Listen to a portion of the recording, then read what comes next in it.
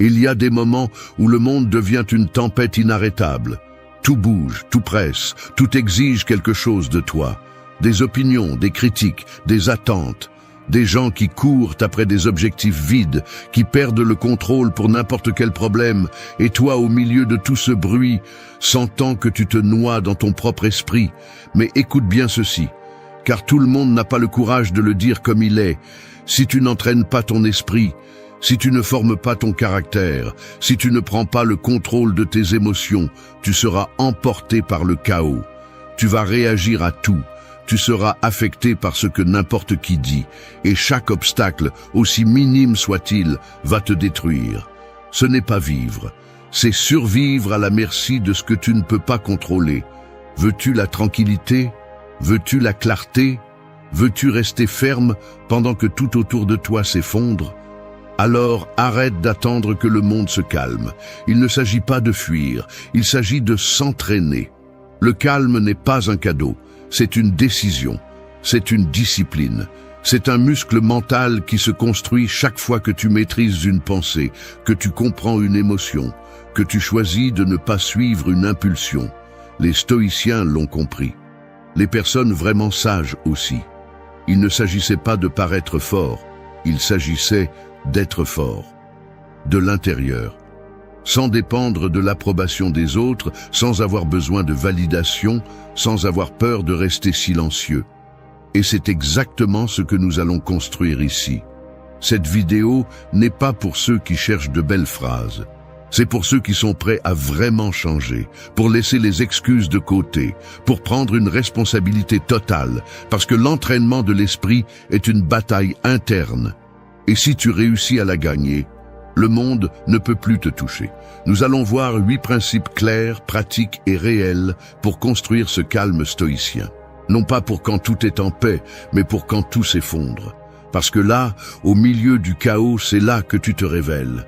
Et si tu appliques ce que tu vas entendre, tu vas arrêter de réagir comme une victime et commencer à répondre comme quelqu'un qui a décidé de vivre avec force et de l'intérieur. 1. Briser l'addiction aux applaudissements. Vivre en attendant l'approbation est comme marcher avec une corde invisible attachée au cou. Chaque compliment te donne un peu d'air, mais chaque critique t'étrangle. Et le pire de tout, c'est que cette corde n'a été mise par personne d'autre. Tu la tiens de tes propres mains. Chaque fois que tu cherches la validation, chaque fois que tu as besoin d'être vu pour te sentir suffisant, chaque fois que tu dépends des applaudissements pour savoir si ce que tu fais en vaut la peine. On ne vit pas ainsi, on survit ainsi, enchaîné à l'opinion des autres. Rompre avec cette addiction n'est pas un acte symbolique, c'est une guerre mentale. Et comme toute guerre interne, elle nécessite une brutalité sincère, parce que lorsque ton estime de toi est construite sur les réactions des autres, peu importe combien de succès tu obtiens, tu auras toujours l'impression que tu as besoin de plus. Plus de likes, plus d'attention, plus de reconnaissance. Et quand tu ne le recevras pas, parce que tôt ou tard cela arrive, tu tomberas dans le vide. Ce vide où tu te demandes si tu fais quelque chose de mal, alors qu'en réalité la seule erreur a été de donner ta valeur aux mains des autres. Le stoïcisme nous enseigne que la véritable liberté commence lorsque nous cessons de vivre pour impressionner. Lorsque nous cessons d'avoir besoin d'approbation pour agir avec intégrité. Tu n'as pas besoin d'une foule applaudissant chaque pas que tu fais. Tu as besoin d'une conscience tranquille, d'une direction claire, d'une raison solide qui vient de l'intérieur. Si tu fais ce qui est juste, si tu donnes le meilleur de toi-même, si tu es sur le chemin que tu as choisi avec conviction, tu ne devrais pas avoir besoin que quelqu'un le célèbre. Entraîner l'esprit à rester calme signifie également cesser d'être l'esclave du jugement externe. Il ne s'agit pas de devenir indifférent ou froid. Il s'agit de ne pas laisser l'acceptation ou le rejet contrôler ton état émotionnel. Le jour où tu pourras prendre une décision difficile, faire ce qui est juste, être toi-même et ne pas te soucier de savoir si cela plaît ou non aux autres, ce jour-là tu commenceras à être libre. La psychologie le soutient. Lorsque nous vivons en fonction du renforcement externe, le système de récompense du cerveau devient dépendant de la stimulation sociale. Et cela crée un schéma de comportement addictif. Littéralement, ton cerveau commence à demander de l'approbation comme un toxicomane demande sa dose. C'est une dépendance émotionnelle qui sabote ta paix. C'est pourquoi rompre avec elle n'est pas seulement un acte de force, c'est une nécessité si tu veux garder l'esprit clair au milieu du bruit. Tu ne trouveras pas de véritable calme tant que tu continueras à mesurer ta valeur en likes, en faux sourires, en paroles qui changent avec le vent. Le calme naît lorsque tu décides que ton identité n'est pas négociable, que ce que tu fais n'a pas besoin d'applaudissements pour avoir un sens, que ton but ne dépend pas de qui te voit, mais de pourquoi tu le fais. Et oui, ça va faire mal au début, parce que rompre une addiction fait toujours mal. Tu vas ressentir du vide, du doute, voire de la solitude. Mais c'est là que tu commences à construire quelque chose de réel. C'est là que l'esprit se renforce. C'est là que tu deviens quelqu'un qui agit par principe, pas par approbation. Rompre l'addiction aux applaudissements, c'est arrêter de vivre de l'extérieur vers l'intérieur et commencer à construire à partir de l'intérieur. C'est une déclaration d'indépendance, c'est te regarder dans le miroir et décider que tu es suffisant même si personne ne le dit. Parce que le calme, le véritable calme, ne naît pas du bruit que tu génères chez les autres, mais du silence que tu atteins en toi. 2. Mesure ta journée par ta vérité, pas par les réactions des autres. Vivre en fonction des réactions des autres, c'est comme marcher avec un miroir pendu au cou en attendant que les visages des autres définissent qui tu es. Tu observes leurs gestes, leur approbation ou leur silence, et avec cela, tu décides si c'était une bonne journée ou un échec. Mais ce miroir ne te montre pas ton reflet. Il te montre une version déformée créée par les attentes des autres, les humeurs des autres, des jugements que tu ne contrôles ni ne comprends. Et tant que tu continueras à mesurer ta valeur avec ce miroir brisé, tu finiras par oublier ce qui est le plus important, qui tu es vraiment. Nous l'avons tous fait. Tu postes quelque chose avec enthousiasme, tu donnes ton opinion avec sincérité, tu fais un travail avec dévouement, et immédiatement, tu attends une réaction, un commentaire, un applaudissement, un regard d'approbation. Et si cela n'arrive pas, s'il y a de l'indifférence, des critiques ou simplement du silence, tu t'écroules intérieurement. Comme si ce geste extérieur avait le pouvoir de définir si cela en valait la peine. Mais la vérité est que vivre ainsi, c'est renoncer à soi-même. C'est donner aux autres le contrôle sur ta paix, ta motivation et ton estime de soi. Les stoïciens l'avaient bien compris. La seule chose qui t'appartient, c'est ton intention, ton action, ta vérité. Ce que les autres pensent, comment ils réagissent ou s'ils comprennent, cela ne dépend pas de toi. Épictète disait que tu ne devrais pas aspirer à ce que les choses se passent comme tu le souhaites, mais à vouloir les choses telles qu'elles se passent. Et cela s'applique aussi aux réactions. Si tu as agi selon ta vérité, avec conscience, avec un but, alors le résultat est accompli. Le reste n'est que bruit. Tu n'es pas ici pour plaire. Tu es ici pour avancer, pour vivre avec intégrité, pour donner le meilleur de toi-même même quand personne ne le remarque.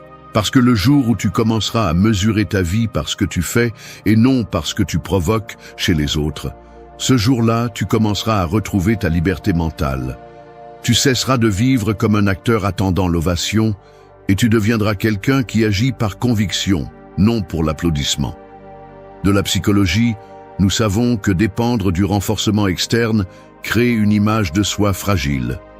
Lorsque les émotions et l'identité sont construites sur des stimuli que tu ne contrôles pas, ta stabilité émotionnelle devient instable. Elle change avec le climat social, avec les algorithmes, avec l'attention des autres. Mais lorsque tu mesures ta journée par ton effort, ta vérité et ton progrès réel, tu construis quelque chose de solide, quelque chose qui t'appartient, et c'est la base d'un esprit fort. Tu auras des jours où tu feras ce qui est juste et personne ne dira rien. Des jours où tu avanceras et personne ne le remarquera. Des jours où tu diras la vérité et on te jugera. Et tu sais quoi? C'est bien. Parce que tu n'es pas ici pour recevoir des médailles. Tu es ici pour rester ferme dans ce que tu crois, dans ce que tu fais, dans ce que tu es. même si le monde regarde ailleurs. Entraîner l'esprit à la tranquillité signifie aussi arrêter de mendier des réactions. Tu n'as pas besoin de likes pour confirmer ton but. Tu n'as pas besoin de faux sourires pour valider tes décisions. Tu as besoin de savoir que tu as fait ce que tu devais faire, que tu as été fidèle à ta vérité, que tu as terminé la journée en pouvant te regarder avec respect, même si personne d'autre ne t'a regardé. Arrête de porter le miroir des autres, brise ce besoin de te refléter dans l'opinion des autres, et commence à construire une vie où la valeur de chaque jour est définie par toi, pas par l'écho que tu crées à l'extérieur, parce que cet écho est éphémère, mais ta vérité bien vécue, celle-ci reste avec toi pour toujours.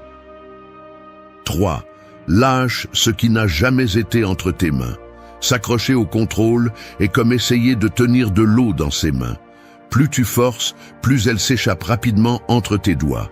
Et pourtant, nous continuons à insister. Nous sommes obsédés par le contrôle des résultats, des personnes, des opinions, des temps, même du destin. Nous voulons avoir la certitude de tout, gérer chaque variable, forcer les choses à se passer comme nous l'imaginons. Et dans cette lutte absurde contre l'incontrôlable, nous nous épuisons, nous nous frustrons et nous nous perdons. La vérité, même si elle fait mal, est simple. Tu n'as pas autant de contrôle que tu le penses. La plupart de ce qui te préoccupe est hors de ta portée. Tu ne peux pas contrôler ce que ressentent les autres, ni ce qu'ils disent, ni la direction exacte de chaque chose que tu commences. Tu peux faire de ton mieux, mais tu ne peux pas garantir le résultat. Tu peux aimer, mais tu ne peux pas forcer quelqu'un à t'aimer. Tu peux prendre soin de ta santé, mais tu ne peux pas éviter chaque maladie. Et si tu n'acceptes pas cela, tu vas vivre avec une anxiété chronique. Car essayer de contrôler l'incontrôlable est la recette parfaite pour la souffrance. Les stoïciens ont été implacables sur ce point. Épictète l'a résumé ainsi. Il y a des choses qui dépendent de toi et des choses qui ne dépendent pas de toi. Ton attention doit se porter sur le premier et lâcher fermement le second. Non pas par résignation, mais par intelligence. Il ne s'agit pas de se rendre, il s'agit de cesser de gaspiller ton énergie dans des batailles perdues avant de commencer. Lorsque tu arrêtes d'essayer de contrôler ce qui n'est pas à toi, tu reprends le contrôle de toi-même. Et c'est là que commence le véritable calme. La psychologie le confirme également. Les personnes qui développent un locus de contrôle interne, c'est-à-dire qui concentrent leur attention sur ce qu'elles peuvent faire, ont des niveaux de bien-être émotionnel plus élevés, une plus grande résilience et moins d'anxiété. En revanche, ceux qui sont pris au piège dans l'illusion de contrôler l'extérieur deviennent dépendants, volatiles, fragiles face à tout changement inattendu. On t'a dit que le contrôle est le pouvoir? C'est un mensonge. Le véritable pouvoir est de savoir lâcher prise. C'est pouvoir dire « j'ai fait ce qui me correspondait, le reste n'est pas à moi » et marcher la tête haute même si les choses ne se passent pas comme tu l'avais prévu. C'est cela la force mentale, c'est cela la maturité émotionnelle, c'est cela l'intelligence spirituelle. Ce n'est pas ce que tu arrives à contrôler qui te définit, c'est la façon dont tu réagis quand tout échappe. Beaucoup vivent comme si le monde leur devait quelque chose, comme si tout devait s'aligner sur leurs désirs, et quand cela n'arrive pas, ils s'amérissent, blâment, se victimisent. Mais cette attitude est un poison. Personne ne te doit un résultat parfait, personne ne te doit de la compréhension, personne ne doit répondre à tes attentes. Le seul engagement que tu as est envers toi-même, faire ce qui est juste, agir avec intégrité, continuer à grandir. Le reste, lâche-le. Entraîner ton esprit, c'est aussi apprendre à fermer des cycles sans ressentiment, à accepter des pertes sans drame, à continuer sans porter ce que tu ne peux pas changer. C'est une pratique quotidienne. Cela ne se fait pas du jour au lendemain, mais chaque fois que tu choisis de te concentrer sur ce que tu peux faire, tu libères ton esprit du poids inutile de l'impossible. Lâche. Non pas par faiblesse, mais par sagesse. Non pas par fatigue, mais par clarté. Lâche ce qui n'a jamais été entre tes mains, car tant que tu continues à serrer le poing, tu ne pourras pas tenir ce qui compte vraiment. Le calme n'arrive pas quand tu contrôles tout. Il arrive quand tu décides que tu n'as pas besoin de le faire. Et là, juste là, c'est quand tu deviens vraiment libre. 4. Deviens l'œil du cyclone. Au milieu d'un cyclone, il y a un point précis où tout est calme. Il n'y a pas de vent, pas de bruit, pas de chaos. Cet endroit s'appelle l'œil du cyclone. Et bien que tout autour tourne avec fureur, ce centre reste ferme, serein, intact. Ce n'est pas parce que le chaos n'existe pas. C'est parce qu'à l'intérieur de cet espace, il y a une force silencieuse qui ne se laisse pas emporter. Devenir l'œil du cyclone ne signifie pas ignorer le chaos. Cela signifie devenir plus fort que lui. C'est ainsi que tu devrais entraîner ton esprit. Non pas pour échapper au monde, mais pour rester calme à l'intérieur de lui. Parce que le chaos ne va pas disparaître. Les problèmes vont arriver. Les pertes vont faire mal. Les critiques, les trahisons, les injustices, tout cela fait partie du chemin. Mais si tu réagis à chaque tempête avec désespoir, tu te perds dedans. Et si tu laisses le bruit extérieur envahir ta paix intérieure, alors tu ne vis plus, tu survis en état d'alerte constante. Les stoïciens disaient que ce n'est pas ce qui t'arrive qui t'affecte, mais ce que tu fais avec ce qui t'arrive. C'est la clé. Les émotions viennent, mais tu décides si elles t'emportent ou si tu les observes sans les laisser prendre le contrôle. L'esprit calme n'est pas celui qui ne ressent rien, c'est celui qui ressent et agit quand même avec clarté. Et cela ne se réalise pas avec de belles phrases, cela se réalise avec une pratique quotidienne, une auto-réflexion constante, une discipline interne. La psychologie moderne parle du concept de régulation émotionnelle. La capacité d'identifier ce que tu ressens, de le nommer et de ne pas agir immédiatement. C'est l'opposé de la réactivité. C'est la capacité de rester en contrôle, même quand tout semble perdu. Et cela ne signifie pas réprimer, cela signifie traiter. Ce n'est pas nier la tempête, c'est construire un refuge en toi qui ne se brise pas au premier coup. Tu dois arrêter de dépendre de l'ordre des choses pour te sentir bien. Parce que si ton calme dépend de l'environnement, tu es perdu. Tu vas t'effondrer chaque fois que le monde devient hostile. Chaque fois que quelqu'un te traite mal, chaque fois que quelque chose ne se passe pas comme tu l'espérais. Entraîner ton esprit, c'est te préparer pour ces moments, pour que quand ils arrivent, ils ne te sortent pas de ton centre, pour que tu puisses regarder le chaos dans les yeux et rester ferme. Et non, ce n'est pas facile. Tu vas échouer de nombreuses fois, tu vas exploser, tu vas réagir, tu vas perdre patience. Mais chaque fois que tu prends conscience de cela et que tu choisis de répondre avec calme au lieu d'impulsion, tu renforces ce centre. Tu construis ton propre œil du cyclone. Et petit à petit, tu vas remarquer que tu n'as plus besoin que tout soit parfait pour te sentir bien, que tu peux traverser le chaos sans qu'il te brise de l'intérieur. Être l'œil du cyclone, c'est être inébranlable. Non pas parce que rien ne t'affecte, mais parce que rien ne te domine.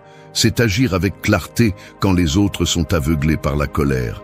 C'est garder le cap quand tout bouge. C'est penser avec précision quand le monde ne fait que crier.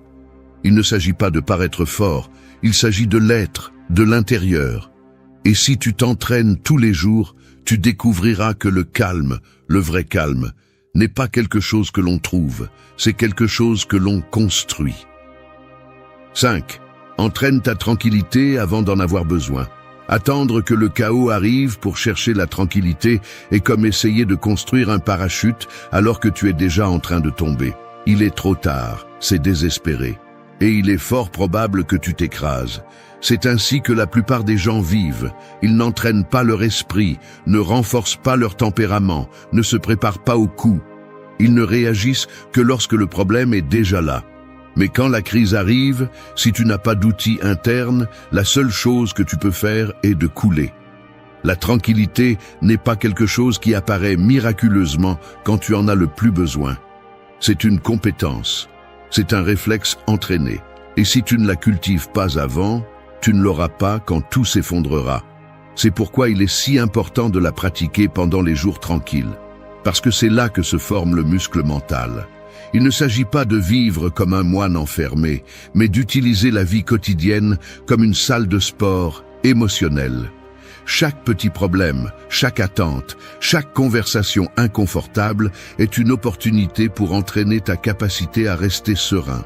Les stoïciens pratiquaient cela constamment. Ils s'exposaient volontairement à l'inconfort. Ils dormaient sur le sol, jeûnaient, s'imaginaient tout perdre, non pas par masochisme, mais par force mentale. Parce qu'ils savaient que s'ils pouvaient maintenir leur paix, même dans la pénurie, dans l'incertitude ou dans la critique, alors quand la vie les mettrait à l'épreuve, ils seraient déjà prêts. Et c'est ce dont tu as aussi besoin. Un entraînement silencieux, constant, interne. De la psychologie, nous savons que le système nerveux apprend par répétition. Si tu entraînes ta réponse aux stimuli stressants, peu à peu ton corps et ton esprit cesseront de réagir avec panique. Il ne s'agit pas d'éliminer le stress, mais de l'affronter si souvent avec conscience qu'il cesse d'avoir du pouvoir sur toi. Et cela se fait par de petits actes quotidiens. Respirer avant de parler, t'arrêter avant de réagir, observer avant de supposer. Tu ne peux pas compter sur ta version faible pour des moments forts. Tu dois construire chaque jour une version de toi qui sait rester ferme quand tout vacille. Et cela n'arrive qu'avec la pratique. Tu ne t'entraînes pas seulement quand tu es au sol, tu t'entraînes pour éviter d'y arriver. Parce que quand le coup viendra, et il viendra, ce qui fera la différence n'est pas ce que tu sais, mais ce que tu as incorporé, ce que tu as déjà pratiqué, ce qui est devenu une partie de toi. Les gens cherchent des outils quand ils sont déjà brisés, mais tu peux commencer avant. Tu peux créer des routines qui renforcent ton esprit. Tu peux bien manger, bien dormir, te parler avec respect, t'éloigner du bruit inutile, méditer, écrire, réfléchir, faire ce qui est nécessaire pour construire une base solide. Parce que si tu attends d'avoir un incendie pour apprendre à respirer, tu vas t'étouffer dans la fumée. Entraîner la tranquillité avant d'en avoir besoin, c'est te préparer comme un guerrier en temps de paix. C'est assumer que la vie ne va pas s'adoucir pour toi, que le monde va continuer à être chaotique, mais que tu peux changer.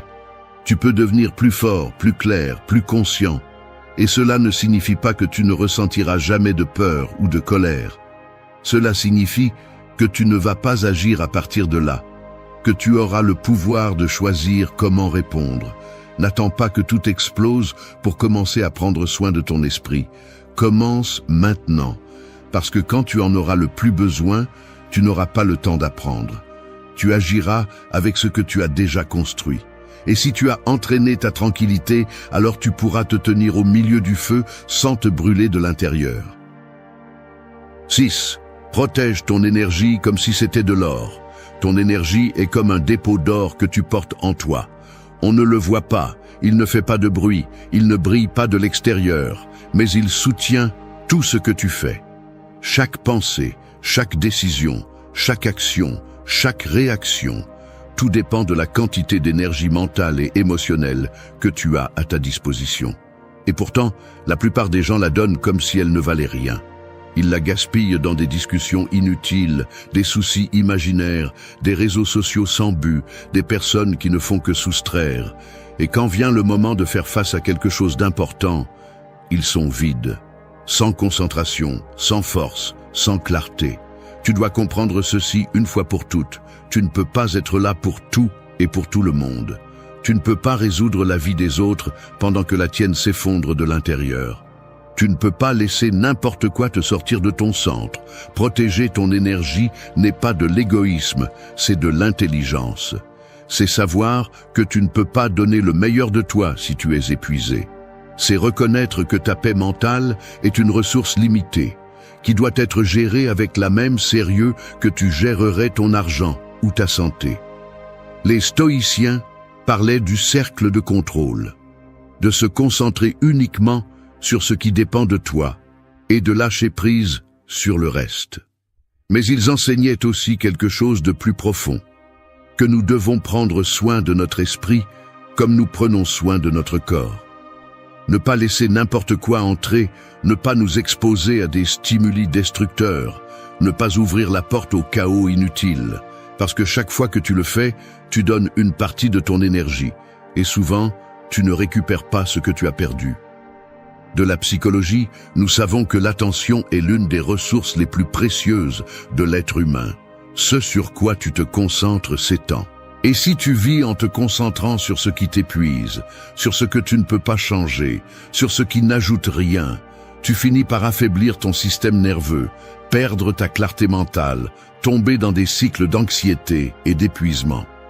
Ce n'est pas seulement une question de fatigue physique, c'est que ton esprit n'a plus de place pour rien d'autre.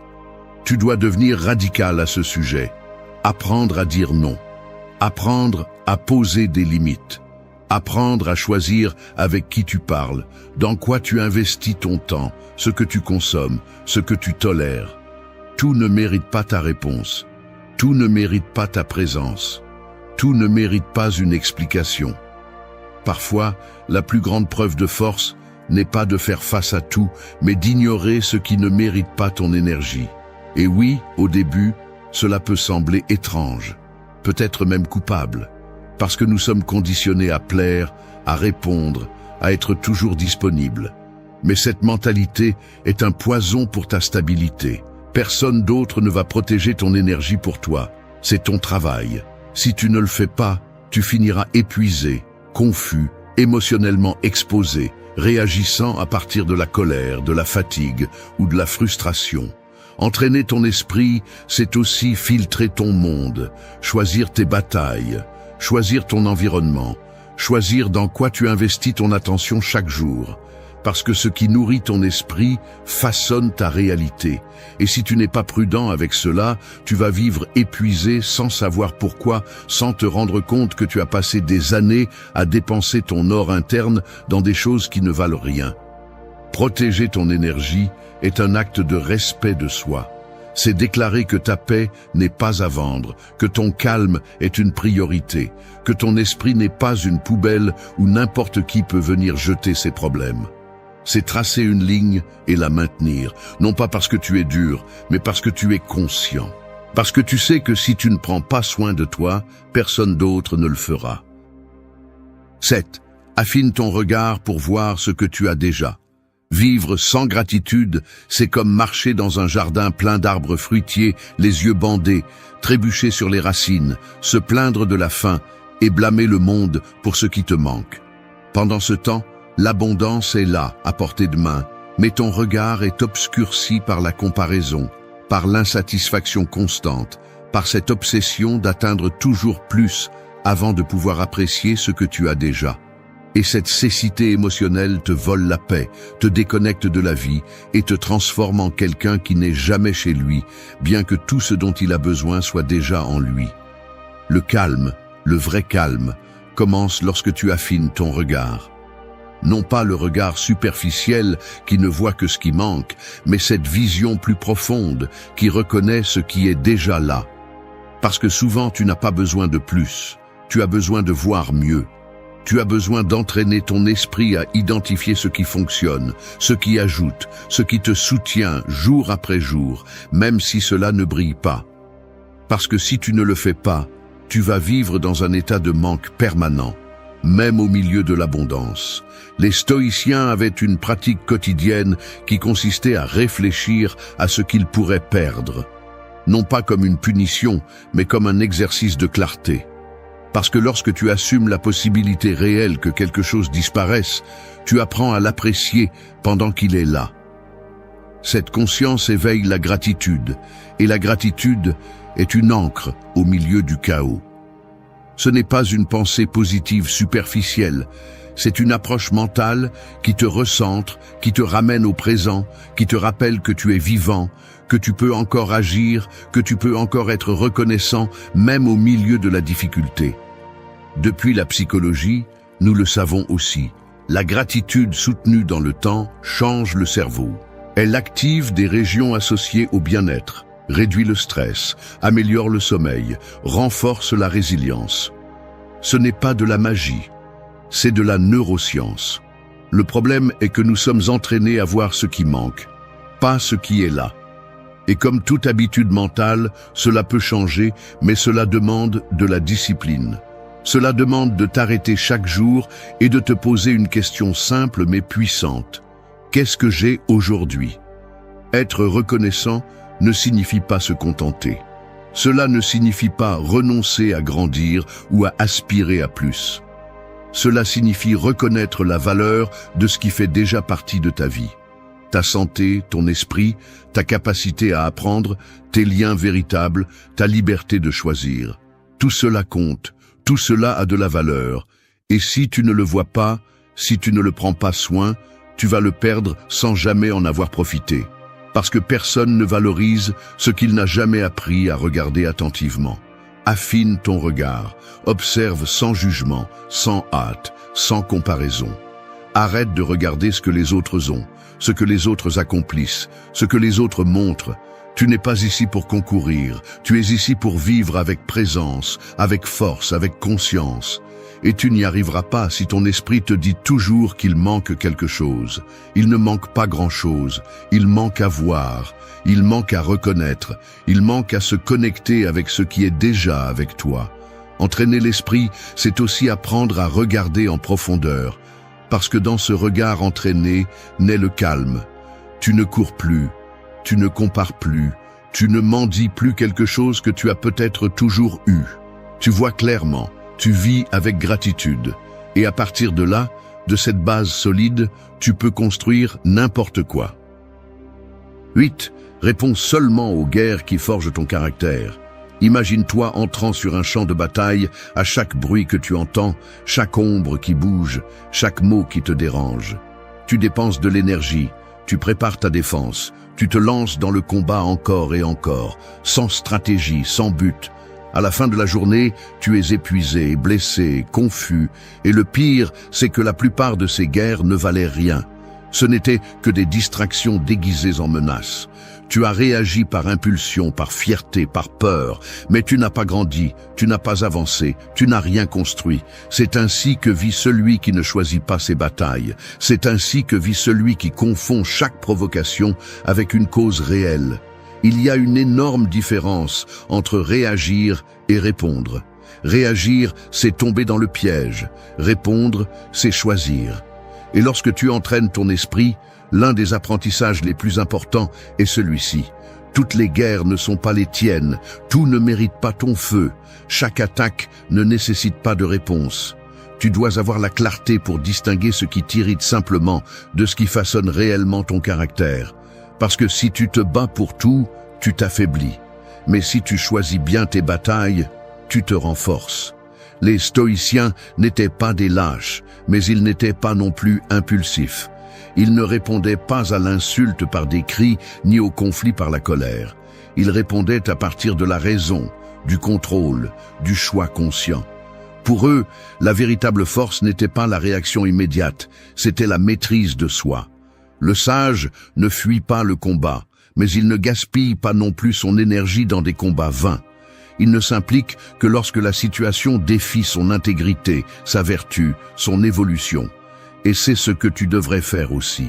La psychologie le confirme. L'impulsivité émotionnelle incontrôlée épuise l'esprit, génère de l'anxiété et nourrit l'agressivité inutile. En revanche, la régulation émotionnelle permet de prendre des décisions à partir d'un état de clarté, non du chaos. Cela signifie s'arrêter, évaluer, se demander « Est-ce que cela compte vraiment? Est-ce que cela me construit ou me détruit? Est-ce que cela mérite mon énergie ou est-ce que cela tente seulement mon ego? Et si la réponse n'est pas claire, éloigne-toi. N'entre pas, n'explose pas. Ne te rabaisse pas au niveau du conflit inutile. Tu n'es pas ici pour passer ta vie à éteindre les feux des autres. Tu es ici pour avancer, pour évoluer, pour renforcer ton caractère avec un but. Et cela ne se réalise que lorsque tu apprends à dire non. Non au drame, non à la provocation bon marché, non aux guerres sans sens. Parce que chaque fois que tu choisis d'entrer dans une bataille qui ne construit rien, tu t'éloignes de ce qui compte vraiment. Tu dévies de ton chemin pour quelque chose qui n'a pas de valeur. Réponds seulement aux guerres qui te défient à être meilleur, celles qui te forcent à grandir, à te confronter à toi-même, à défendre tes principes sans perdre ton calme.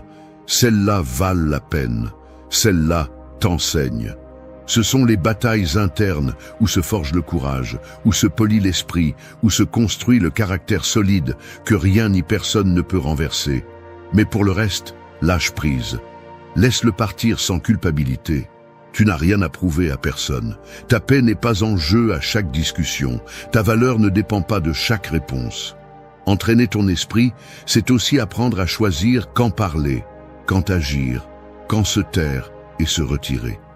C'est savoir que le véritable pouvoir n'est pas de se battre pour tout, mais d'avoir la clarté et le courage de choisir ce qui vaut vraiment la peine. Parce que dans ce monde plein de bruit et de provocation, le calme est aussi une forme de guerre. Et si tu apprends à l'utiliser, tu gagneras des batailles sans avoir besoin de hausser la voix. As-tu déjà eu l'impression que ta vie t'échappe tandis que le monde te tire dans 1000 directions ? Peu importe à quel point tu essaies de t'organiser, il y a toujours quelque chose qui te ramène au chaos. Tu te réveilles fatigué, tu fais ce que tu dois faire sans envie, tu passes la journée à réagir à tout et à tous, et tu finis épuisé, frustré, avec le sentiment de ne pas avancer. Et le pire, c'est que tu t'y habitues. Tu te résignes. Tu vis en pilote automatique, comme si tu n'avais pas d'autre choix. Mais laisse-moi te dire quelque chose, ce n'est pas ta vraie vie. C'est une version minimale, éteinte, contrôlée par l'extérieur. Et jusqu'à ce que tu prennes le contrôle, personne ne le fera pour toi.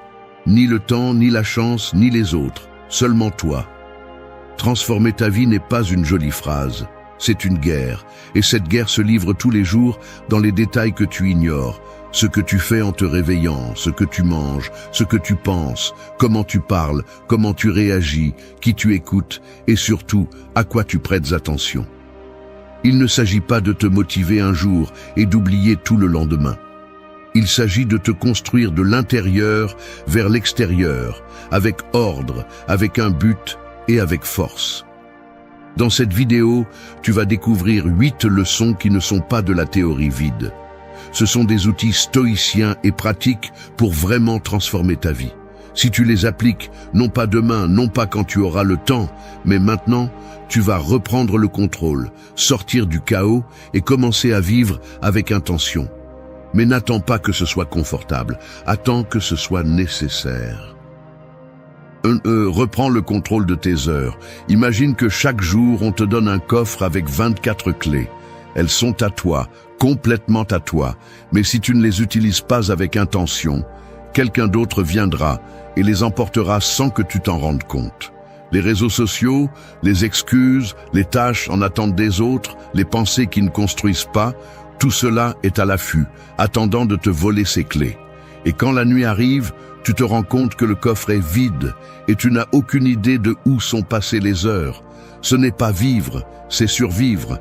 Et chaque fois que tu donnes ton temps sans réfléchir, tu donnes ta vie en petites parties, presque invisibles, mais constantes.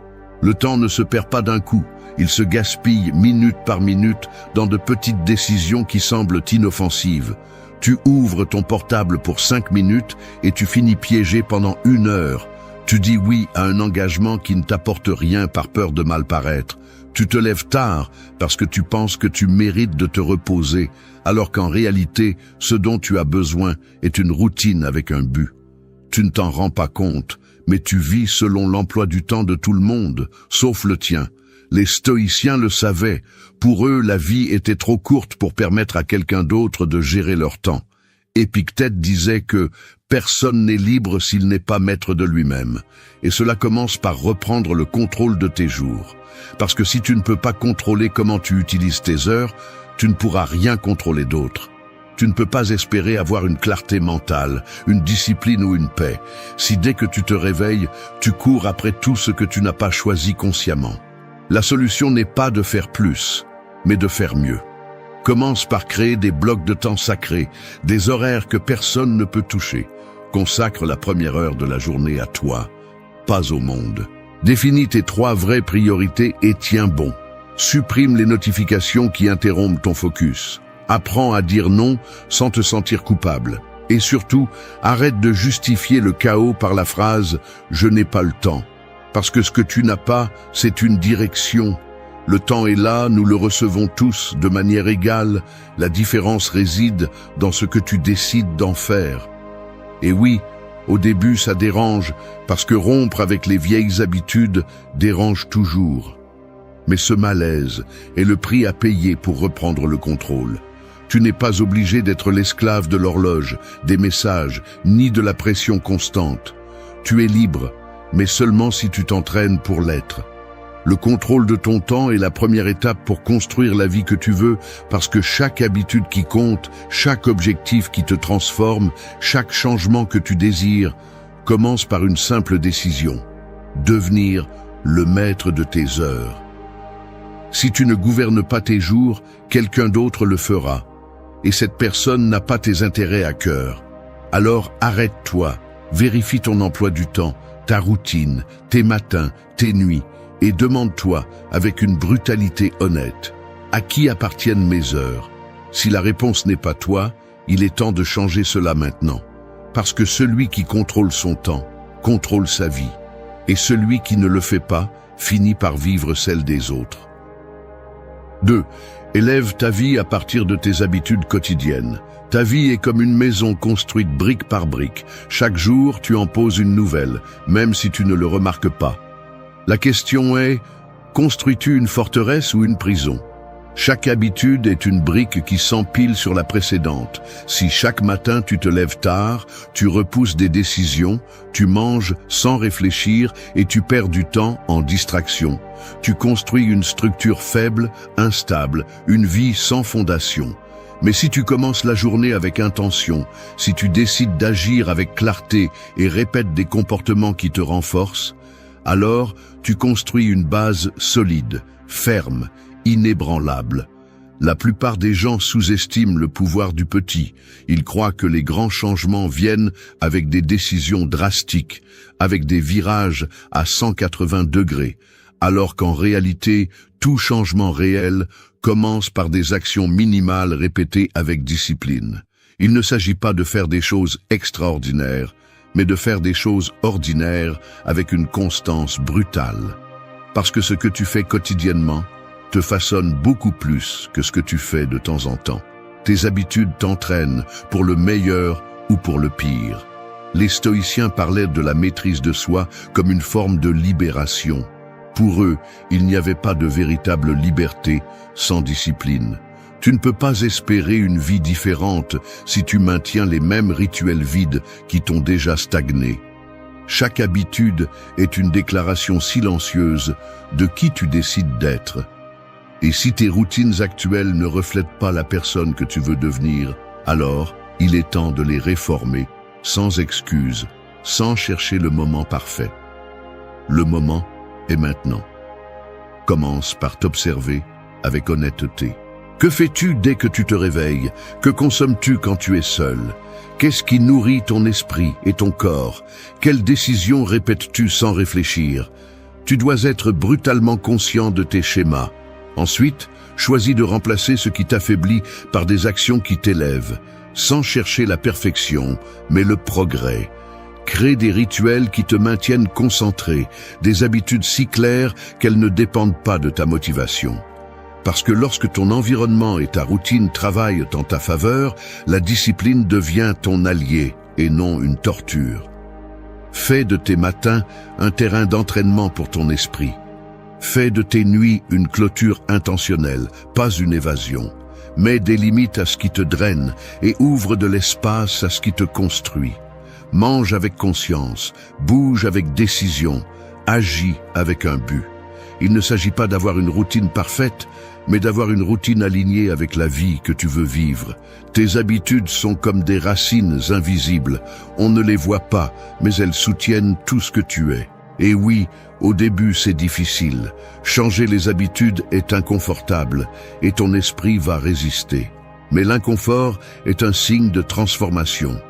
Personne ne se renforce en restant confortable. Seuls ceux qui traversent la friction, ceux qui imposent une structure même quand ils n'en ont pas envie, sont ceux qui finissent par élever leur vie. La clé n'est pas de te motiver chaque jour, mais de créer des systèmes qui fonctionnent même quand tu ne l'es pas. Alors, regarde-toi sérieusement. Demande-toi si ce que tu fais tous les jours te rapproche ou t'éloigne de la vie que tu veux. Parce qu'à la fin, ton destin n'est pas dans ce que tu rêves, il est dans ce que tu fais. Et si tu changes tes habitudes, tu changes ta direction. Élève ta vie à partir de ce que tu fais quand personne ne te voit, à partir de ce que tu répètes chaque jour, sans applaudissements ni reconnaissance. C'est là que commence le véritable changement. C'est là que tu te construis ou te détruis. 3. Transforme ton chaos extérieur en clarté intérieure. Ton esprit est comme une pièce sombre. Si l'espace autour de toi est rempli de bruit, de désordre et de stimuli sans sens, c'est comme si cette pièce était encombrée de meubles cassés, de boîtes empilées et d'objets inutiles. Tu ne peux pas bouger, tu ne peux pas penser et encore moins voir clairement. Chaque chose que tu as déplacée, chaque engagement inutile, chaque écran allumé toute la journée est une nouvelle distraction qui te pousse au bord de l'effondrement. Le chaos extérieur ne te stresse pas seulement, il te consume de l'intérieur. Si tu ne mets pas de l'ordre dans ton environnement, ton esprit en paiera le prix. Nous vivons entourés d'excès, des choses que nous n'utilisons pas, des conversations qui ne nous nourrissent pas, des activités que nous n'avons pas choisies, des pensées que nous ne contrôlons pas. Et même si tu ne t'en rends pas compte, tout cela pèse. Ça pèse sur tes épaules, sur ton énergie, sur ta capacité à penser clairement. Quand ton environnement est saturé, ton esprit passe en mode survie. Il commence à réagir au lieu de décider. Il se disperse, se frustre, s'affaiblit. Tu ne peux pas construire une vie puissante à partir d'un environnement plein de bruit. Les stoïciens comprenaient que le contrôle commence par ce qui t'entoure. Tu ne peux pas changer le monde, mais tu peux décider ce que tu laisses entrer dans ton espace. Marc Aurèle, entouré de guerre et de chaos, cherchait la tranquillité non pas en fuyant, mais en éliminant l'inutile. La clarté n'apparaît pas par magie, elle se crée. Elle se construit avec des choix fermes. Élimine ce qui ne te sert pas, ce qui n'ajoute pas, ce qui occupe seulement un espace physique ou mental. Apprends à simplifier. Commence par le tangible. Nettoie ta chambre, organise ton espace de travail, révise ce que tu as et combien tu en as besoin. Ce que tu n'utilises pas, ce qui n'apporte pas, doit partir. Passe ensuite au numérique. Épure ton téléphone portable, tes réseaux, tes mails. Chaque clic inutile est une fuite d'attention. Ensuite, examine tes relations. Il y a des personnes qui n'apportent que du bruit, du drame et de l'énergie contaminée. Mets de la distance, si nécessaire. Entoure-toi de silence, de structure, d'air. Crée un environnement qui te soutient, pas qui te tire vers le bas. Mais il ne s'agit pas seulement du désordre matériel. Il faut aussi nettoyer à l'intérieur. Observe tes pensées répétitives, celles qui tournent en rond, celles qui te privent de paix sans te donner de réponse. Apprends à identifier ce que tu peux contrôler et lâche ce que tu ne peux pas. Élimine le besoin d'avoir tout clair tout le temps. La clarté n'est pas toujours d'avoir toutes les réponses. Parfois, c'est simplement d'avoir éliminé tout ce qui gêne. Parce que lorsque tu enlèves le bruit, l'essentiel s'entend plus fort. Transformer le chaos n'est pas un acte d'un seul jour. C'est une pratique constante. Et oui, il peut être douloureux de se débarrasser de choses, de personnes, d'idées que tu as portées avec toi pendant des années. Mais si tu ne lâches pas ce qui pèse, tu ne pourras jamais avancer légèrement. Il ne s'agit pas d'avoir une vie vide, mais une vie intentionnelle, où chaque objet, chaque personne, chaque pensée a un but. Le simple n'est pas pauvre, c'est puissant. L'ordonné n'est pas rigide, c'est de la fermeté. Et tu as besoin de fermeté si tu veux de la clarté. Alors regarde autour de toi, et puis regarde à l'intérieur de toi. Demande-toi, qu'est-ce que je dois lâcher aujourd'hui pour penser mieux, pour décider plus fermement, pour respirer sans tant de poids? L'ordre extérieur crée l'espace où l'esprit peut se calmer. Et un esprit calme peut prendre des décisions qui changent ta vie. Fais du nettoyage, fais de la place, fais du silence. La clarté que tu cherches n'est pas perdue, elle est enterrée sous tout ce dont tu n'as plus besoin. 4. Sois maître de ta réaction, pas son esclave. Ton esprit est comme un volant. Il peut tourner dans la direction que tu choisis ou il peut se lâcher au milieu du trafic émotionnel et heurter n'importe quoi. Chaque fois que tu réagis sans réfléchir, c'est comme si tu lâchais ce volant et attendais que la voiture se conduise toute seule. Le problème, c'est qu'elle ne va presque jamais là où tu veux. Elle va droit vers la colère, l'anxiété, le ressentiment, la culpabilité. Et le pire, c'est qu'ensuite tu finis par justifier cette perte de contrôle, comme si elle faisait partie de ta personnalité. C'est comme ça que je suis, dis-tu. Mais non, c'est ainsi que tu as pris l'habitude de réagir. Et cette habitude peut être brisée. Être maître de ta réaction ne signifie pas être froid ou insensible. Cela signifie avoir du pouvoir. Pouvoir sur toi-même, sur ton énergie, sur tes décisions. Parce que chaque fois que tu perds le contrôle à cause de ce que quelqu'un dit ou fait, tu donnes ton pouvoir. Tu permets à quelque chose d'extérieur de dicter ton état intérieur. Ce n'est pas de la liberté, c'est de l'esclavage émotionnel. Et celui qui vit ainsi vit coincé dans un jeu sans fin où tout dépend de ce que font les autres. Le stoïcisme le rend clair. Tu ne contrôles pas ce qui se passe, mais tu contrôles comment tu réagis. Épictète disait que ce qui nous affecte n'est pas ce qui se passe, mais ce que nous pensons de ce qui se passe. C'est la clé. Ton interprétation crée ta réaction. Si tu changes la façon dont tu vois les choses, tu changes la façon dont tu réagis. Mais cela ne se fait pas par magie. Cela se fait lorsque tu entraînes ton esprit à observer avant d'agir, à respirer avant d'exploser, à choisir avant de te laisser emporter par l'impulsion. La prochaine fois que quelque chose te sort de ton centre, ne réponds pas immédiatement. Fais une pause, observe, ressens l'inconfort mais ne le nourris pas. Ne prends pas de décision avec l'esprit agité. Ne parle pas avec la bouche pleine de rage. Apprends à garder le silence quand tout en toi crie, parce que cette seconde de maîtrise de soi vaut plus que 1000 excuses après. Et si tu échoues, ne te punis pas. Apprends. Demande-toi ce qui a déclenché cette réaction, ce que tu peux faire différemment la prochaine fois. Cette autoconscience est plus précieuse que n'importe quelle excuse vide. Maîtriser ta réaction n'est pas te réprimer, c'est diriger ta force. Tu peux être intense, passionné, direct, mais sans perdre le contrôle. La colère peut être utile si elle se transforme en action juste. La tristesse peut être puissante si elle est canalisée vers la compréhension. Tout ce que tu ressens a sa place, mais cela ne doit pas te gouverner. Tu décides si tes émotions sont des outils ou des chaînes. Et oui, c'est difficile, parce que tu as passé des années à réagir par impulsion, parce que ton environnement t'a appris que l'explosion est synonyme d'authenticité. Mais ce n'est pas le cas. La véritable authenticité réside dans l'action depuis ton centre, pas depuis tes blessures, depuis ton pouvoir, pas depuis ton désordre. Alors commence aujourd'hui. Chaque fois que tu sens que quelque chose ou quelqu'un veut te sortir de ton équilibre, rappelle-toi, tu as le volant. Tu peux tourner vers le chaos ou vers le calme, vers la réaction automatique ou vers la réponse consciente. Tu n'es pas un esclave de ce que tu ressens, tu en es le maître. Mais cette maîtrise ne se donne pas, elle se construit. Et si tu la construis, tu verras comment tout change.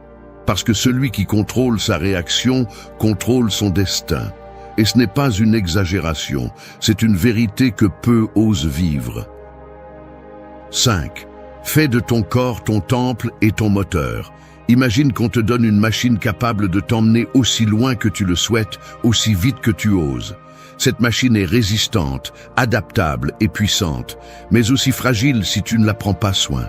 Maintenant, imagine que, au lieu de la maintenir avec du carburant propre, tu la remplis de déchets, tu la surcharges, tu l'ignores ou tu l'utilises mal. Elle ne durerait pas longtemps. Ton corps est cette machine. Et au-delà de l'esthétique, au-delà du miroir, ton corps est le véhicule qui te permet de vivre avec force ou de te traîner dans la vie avec une fatigue constante. C'est ton temple et ton moteur, mais tu dois le traiter comme tel. La plupart des gens vivent déconnectés de leur corps. Ils ne lui prêtent attention que lorsque quelque chose fait mal, lorsqu'ils sont déjà épuisés, lorsque l'anxiété commence à déborder ou lorsque l'insomnie devient normale. Mais le corps parle toujours. Le problème est que personne n'écoute. Ils se nourrissent sans réfléchir. Ils ne bougent que si c'est obligatoire. Ils dorment peu. Ils consomment toutes sortes de stimuli sans filtre. Ensuite, ils se demandent pourquoi ils n'ont pas d'énergie, de clarté ou de motivation. La réponse se trouve dans ce que tu fais tous les jours avec ce corps que tu dis vouloir, mais que tu maltraites avec tes habitudes. Les stoïciens comprenaient que le corps n'était pas un caprice de l'ego, mais un outil fondamental de l'âme. Sénèque disait que l'âme a besoin d'un corps fort pour s'exprimer librement. Et il avait raison. Parce que si ton corps est faible, enflammé ou plein de stress accumulé, ton esprit ne peut pas fonctionner clairement. Il ne s'agit pas d'être obsédé par la perfection physique, il s'agit de respect de soi.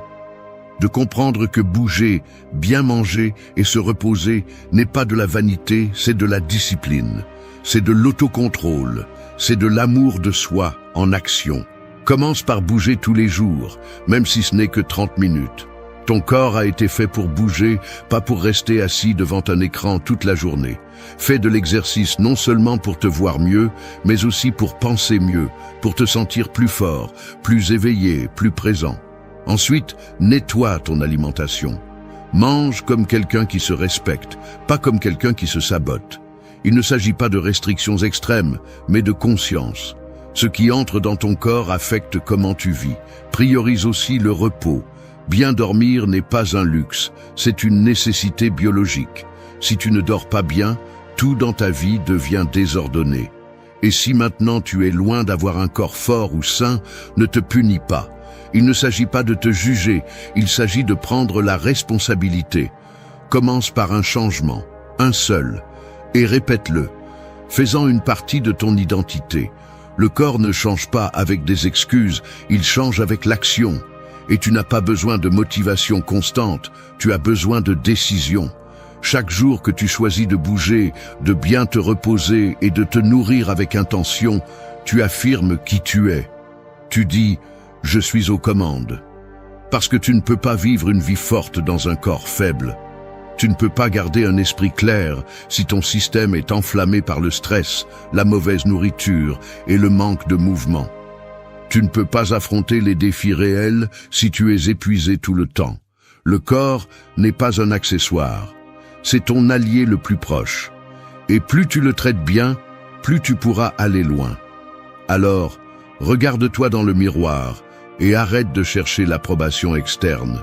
Cherche la connexion avec toi-même. Entraîne-toi par respect, pas par punition. Prends soin de ton corps comme tu prendrais soin de l'outil le plus précieux du monde. Parce que c'est ce qu'il est, c'est le temple où vit ta force, ta clarté, ta détermination. Et c'est le moteur qui, bien réglé, peut t'emmener à n'importe quelle destination que tu te proposes. 6. Libère-toi du stress en maîtrisant ton argent. Ton argent est comme une rivière. S'il coule avec direction, il irrigue ta vie, nourrit tes objectifs et te donne de la tranquillité. Mais si tu ne le contrôles pas, il déborde, balaye ta paix mentale et te noie dans des soucis constants. Beaucoup sont piégés non pas par manque de revenus, mais par manque de contrôle. Ils ne savent pas où va l'argent, ils ne sentent que sa disparition. Et avec lui, disparaît aussi la tranquillité. Le problème n'est pas seulement économique, il est mental. Parce que lorsque tu n'as pas le contrôle de ton argent, tu n'as pas non plus le contrôle de ton esprit. Tu vis stressé, accablé, toujours avec le sentiment de courir après quelque chose que tu n'atteins jamais. L'argent n'achète pas le bonheur, mais il achète la liberté. Et la liberté est essentielle pour penser, décider et agir à partir de ton véritable pouvoir. Si tu es constamment en train d'éteindre des incendies financiers, tu ne peux pas te concentrer sur ce qui compte vraiment. Tu ne peux pas construire de discipline si tu es tout le temps préoccupé par la fin du mois. Tu ne peux pas entraîner ton esprit si tu es constamment sous pression à cause des dettes, des dépenses inutiles et du désordre.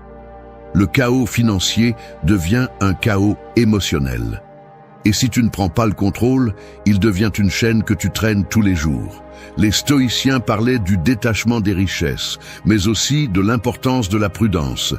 Il ne s'agit pas d'être obsédé par l'argent, mais d'être sage avec lui. Le contrôle financier est une autre forme d'autodiscipline. Savoir ce que tu dépenses, pourquoi tu le fais et si cela te rapproche ou t'éloigne de ton but. Tu n'as pas besoin d'être millionnaire pour vivre en paix. Tu as besoin d'ordre. Tu as besoin d'arrêter de dépenser impulsivement, d'arrêter d'acheter pour combler des vides, d'arrêter de prétendre à un style de vie que tu ne peux pas soutenir. Ce n'est pas du pouvoir, c'est de l'esclavage déguisé en apparence. Commence par regarder ta réalité en face. Où dépenses-tu? Quelles dépenses peux-tu réduire? Quelles habitudes te coulent petit à petit? Peut-être que tu ne peux pas changer tes revenus immédiatement, mais tu peux changer ton comportement.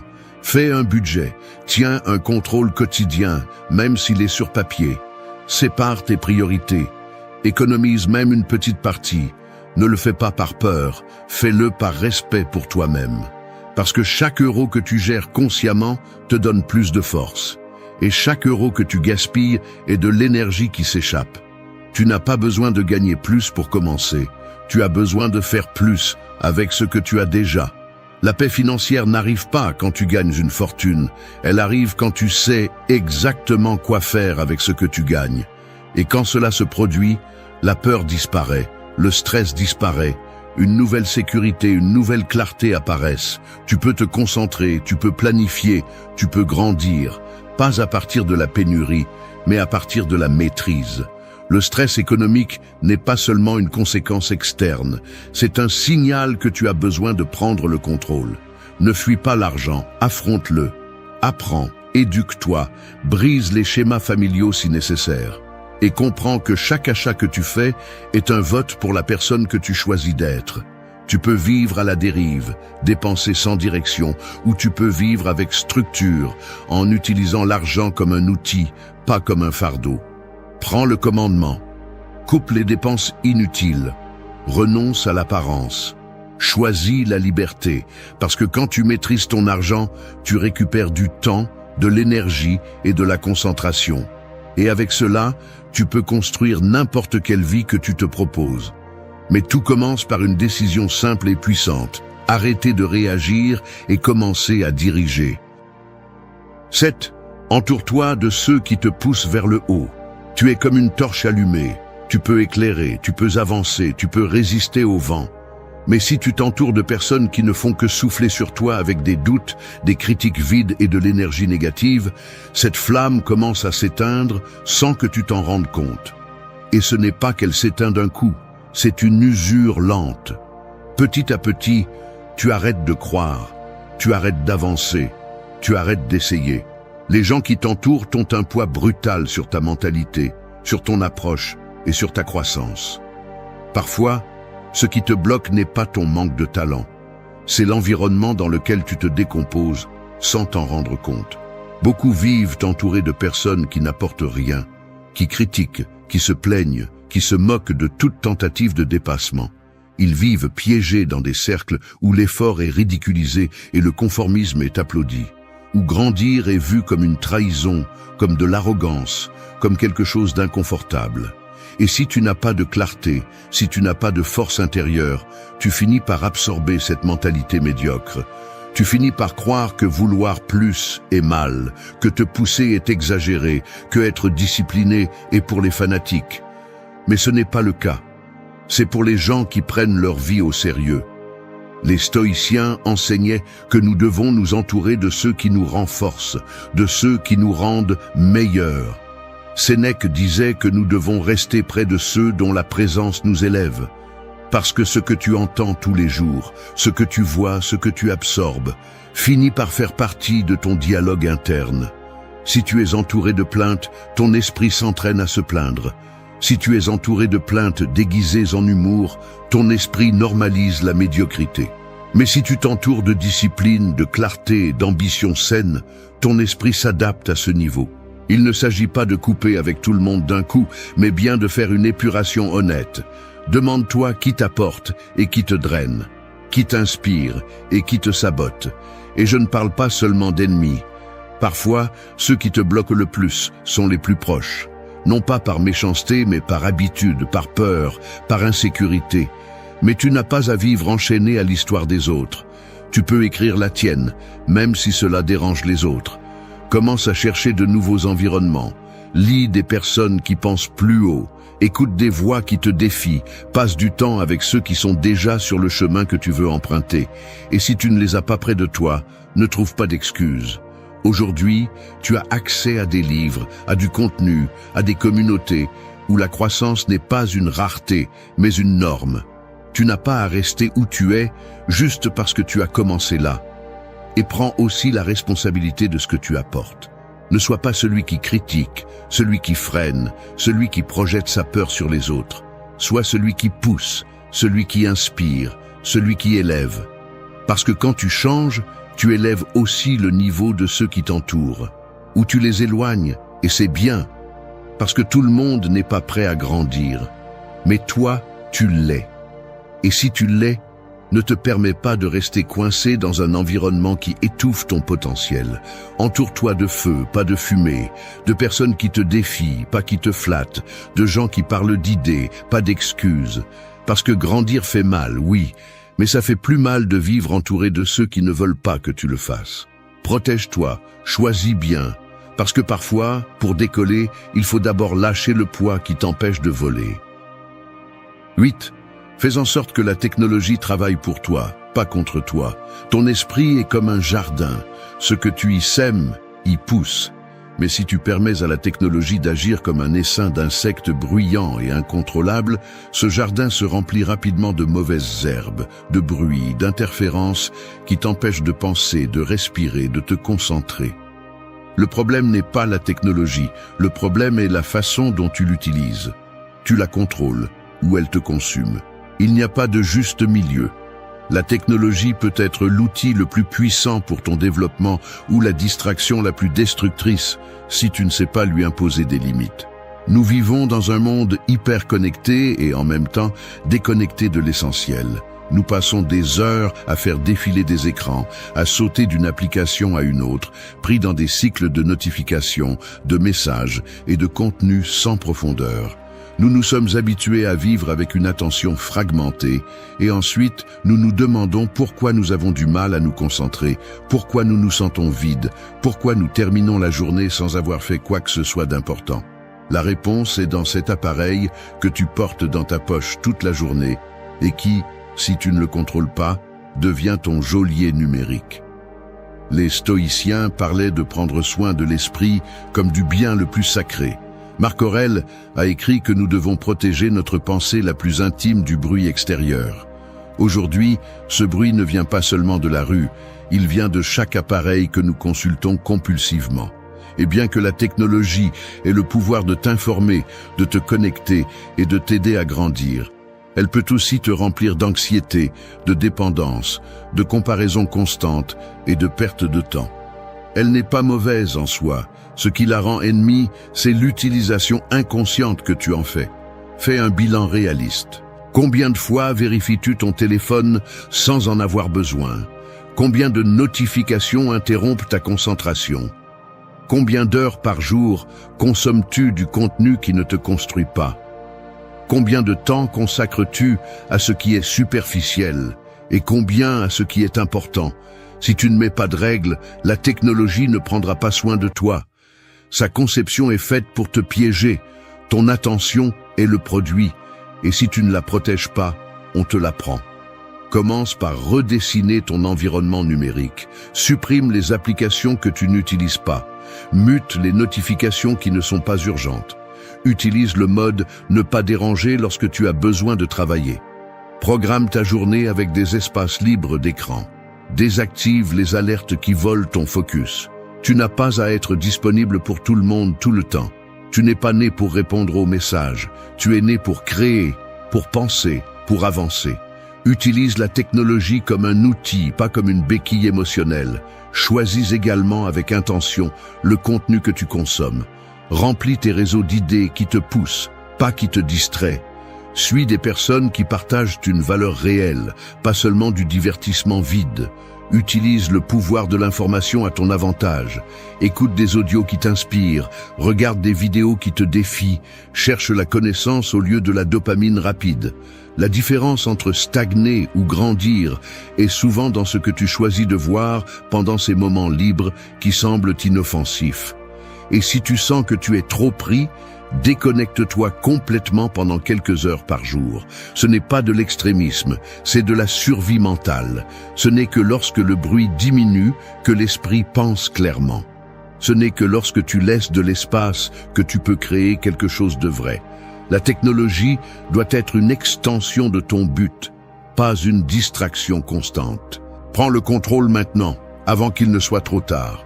Car celui qui maîtrise son environnement numérique maîtrise son esprit. Et celui qui maîtrise son esprit peut construire n'importe quoi. La technologie n'est pas ton ennemi, c'est ton outil. Mais c'est à toi de décider si tu l'utilises pour te construire ou pour te détruire en silence, tous les jours, sans t'en rendre compte. Il y a des moments où le monde devient une tempête inarrêtable. Tout bouge, tout presse, tout exige quelque chose de toi. Des opinions, des critiques, des attentes, des gens qui courent après des objectifs vides, qui perdent le contrôle pour n'importe quel problème, et toi au milieu de tout ce bruit, sentant que tu te noies dans ton propre esprit. Mais écoute bien ceci, car tout le monde n'a pas le courage de le dire comme il est. Si tu n'entraînes pas ton esprit, si tu ne formes pas ton caractère, si tu ne prends pas le contrôle de tes émotions, tu seras emporté par le chaos. Tu vas réagir à tout. Tu seras affecté par ce que n'importe qui dit, et chaque obstacle, aussi minime soit-il, va te détruire. Ce n'est pas vivre, c'est survivre à la merci de ce que tu ne peux pas contrôler. Veux-tu la tranquillité? Veux-tu la clarté? Veux-tu rester ferme pendant que tout autour de toi s'effondre? Alors arrête d'attendre que le monde se calme. Il ne s'agit pas de fuir, il s'agit de s'entraîner. Le calme n'est pas un cadeau. C'est une décision, c'est une discipline, c'est un muscle mental qui se construit chaque fois que tu maîtrises une pensée, que tu comprends une émotion, que tu choisis de ne pas suivre une impulsion. Les stoïciens l'ont compris. Les personnes vraiment sages aussi. Il ne s'agissait pas de paraître fort, il s'agissait d'être fort, de l'intérieur. Sans dépendre de l'approbation des autres, sans avoir besoin de validation, sans avoir peur de rester silencieux. Et c'est exactement ce que nous allons construire ici. Cette vidéo n'est pas pour ceux qui cherchent de belles phrases. C'est pour ceux qui sont prêts à vraiment changer, pour laisser les excuses de côté, pour prendre une responsabilité totale, parce que l'entraînement de l'esprit est une bataille interne. Et si tu réussis à la gagner, le monde ne peut plus te toucher. Nous allons voir 8 principes clairs, pratiques et réels pour construire ce calme stoïcien. Non pas pour quand tout est en paix, mais pour quand tout s'effondre. Parce que là, au milieu du chaos, c'est là que tu te révèles. Et si tu appliques ce que tu vas entendre, tu vas arrêter de réagir comme une victime et commencer à répondre comme quelqu'un qui a décidé de vivre avec force et de l'intérieur. 1. Briser l'addiction aux applaudissements. Vivre en attendant l'approbation est comme marcher avec une corde invisible attachée au cou. Chaque compliment te donne un peu d'air, mais chaque critique t'étrangle. Et le pire de tout, c'est que cette corde n'a été mise par personne d'autre. Tu la tiens de tes propres mains. Chaque fois que tu cherches la validation, chaque fois que tu as besoin d'être vu pour te sentir suffisant, chaque fois que tu dépends des applaudissements pour savoir si ce que tu fais en vaut la peine. On ne vit pas ainsi, on survit ainsi, enchaîné à l'opinion des autres. Rompre avec cette addiction n'est pas un acte symbolique, c'est une guerre mentale. Et comme toute guerre interne, elle nécessite une brutalité sincère, parce que lorsque ton estime de toi est construite sur les réactions des autres, peu importe combien de succès tu obtiens, tu auras toujours l'impression que tu as besoin de plus. Plus de likes, plus d'attention, plus de reconnaissance. Et quand tu ne le recevras pas, parce que tôt ou tard cela arrive, tu tomberas dans le vide. Ce vide où tu te demandes si tu fais quelque chose de mal, alors qu'en réalité la seule erreur a été de donner ta valeur aux mains des autres. Le stoïcisme nous enseigne que la véritable liberté commence lorsque nous cessons de vivre pour impressionner. lorsque nous cessons d'avoir besoin d'approbation pour agir avec intégrité. Tu n'as pas besoin d'une foule applaudissant chaque pas que tu fais. Tu as besoin d'une conscience tranquille, d'une direction claire, d'une raison solide qui vient de l'intérieur. Si tu fais ce qui est juste, si tu donnes le meilleur de toi-même, si tu es sur le chemin que tu as choisi avec conviction, tu ne devrais pas avoir besoin que quelqu'un le célèbre. Entraîner l'esprit à rester calme signifie également cesser d'être l'esclave du jugement externe. Il ne s'agit pas de devenir indifférent ou froid. Il s'agit de ne pas laisser l'acceptation ou le rejet contrôler ton état émotionnel. Le jour où tu pourras prendre une décision difficile, faire ce qui est juste, être toi-même et ne pas te soucier de savoir si cela plaît ou non aux autres, ce jour-là, tu commenceras à être libre. La psychologie le soutient. Lorsque nous vivons en fonction du renforcement externe, le système de récompense du cerveau devient dépendant de la stimulation sociale. Et cela crée un schéma de comportement addictif. Littéralement, ton cerveau commence à demander de l'approbation comme un toxicomane demande sa dose. C'est une dépendance émotionnelle qui sabote ta paix. C'est pourquoi rompre avec elle n'est pas seulement un acte de force, c'est une nécessité si tu veux garder l'esprit clair au milieu du bruit. Tu ne trouveras pas de véritable calme tant que tu continueras à mesurer ta valeur en likes, en faux sourires, en paroles qui changent avec le vent. Le calme naît lorsque tu décides que ton identité n'est pas négociable, que ce que tu fais n'a pas besoin d'applaudissements pour avoir un sens, que ton but ne dépend pas de qui te voit, mais de pourquoi tu le fais. Et oui, ça va faire mal au début, parce que rompre une addiction fait toujours mal. Tu vas ressentir du vide, du doute, voire de la solitude. Mais c'est là que tu commences à construire quelque chose de réel. C'est là que l'esprit se renforce. C'est là que tu deviens quelqu'un qui agit par principe, pas par approbation. Rompre l'addiction aux applaudissements, c'est arrêter de vivre de l'extérieur vers l'intérieur et commencer à construire à partir de l'intérieur. C'est une déclaration d'indépendance, c'est te regarder dans le miroir et décider que tu es suffisant même si personne ne le dit. Parce que le calme, le véritable calme, ne naît pas du bruit que tu génères chez les autres, mais du silence que tu atteins en toi. 2. Mesure ta journée par ta vérité, pas par les réactions des autres. Vivre en fonction des réactions des autres, c'est comme marcher avec un miroir pendu au cou en attendant que les visages des autres définissent qui tu es. Tu observes leurs gestes, leur approbation ou leur silence, et avec cela, tu décides si c'était une bonne journée ou un échec. Mais ce miroir ne te montre pas ton reflet. Il te montre une version déformée créée par les attentes des autres, les humeurs des autres, des jugements que tu ne contrôles ni ne comprends.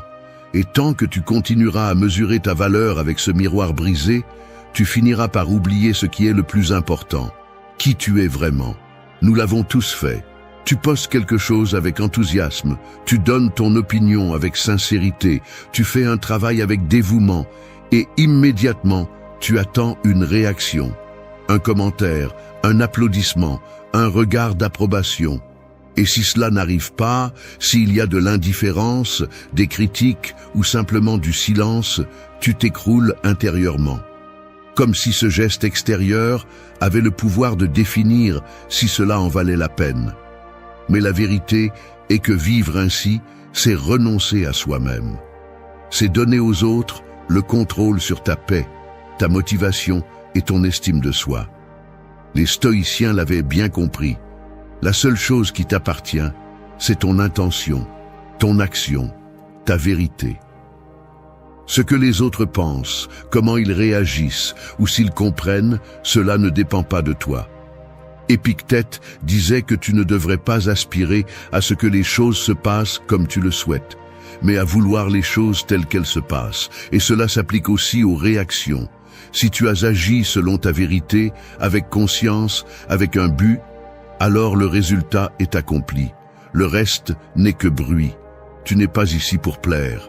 Tu es ici pour avancer, pour vivre avec intégrité, pour donner le meilleur de toi-même même quand personne ne le remarque. Parce que le jour où tu commenceras à mesurer ta vie par ce que tu fais et non par ce que tu provoques chez les autres, Ce jour-là, tu commenceras à retrouver ta liberté mentale.